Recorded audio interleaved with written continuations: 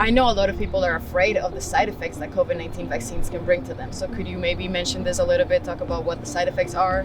Right. So when you get vaccinated against COVID-19, you do, of course, I always say protection doesn't come without collateral effects, right? So your body needs to make immunity, or it needs to make protection against that spike protein, as we talked about before. So what you can experience is what we call a low-grade fever. It is because your body protects itself at higher temperatures. So you may feel a little bit of a fever, and then when you do have that little bit of a fever, you can have fatigue, or you may feel a little bit tired. You may have a bit of muscle pain, especially in that arm that you get vaccinated in. That arm may have a little bit of soreness. However, it should only last about 24 to 48 hours, so not very long.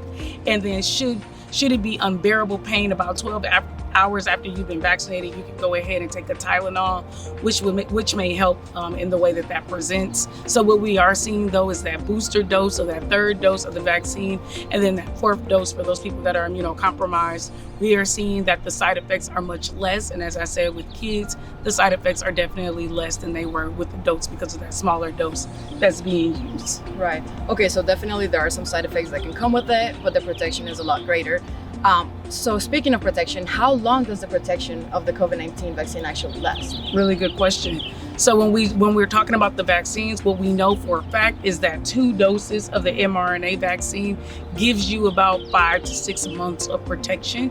And now we're hearing that booster dose of the vaccine, right? So as we see these different variants, more recently we saw the Omicron variant, we see these different presentations, or these different types of coronavirus strains that are coming. We want to have the most amount of protection possible. So that's why 5 months after receiving your mRNA vaccine, it's recommended that you go ahead and that you get that booster dose of a COVID-19 mRNA vaccine. So either Pfizer or Moderna, you can mix those doses. It's recommended so you can have the maximum amount of protection. Now, how much protection you have after receiving that booster dose, we do not know yet, but I will certainly give that information as it becomes available. If you were an individual that received the Johnson & Johnson vaccine, as of right now, the Johnson & Johnson vaccine is no longer being given. However, if you received it when it was being given, then 2 months after you received that Johnson & Johnson dose, you want to get a booster dose of an mRNA vaccine. You only have to get 1 dose of that mRNA vaccine. You do not have to get 2. We are Answer.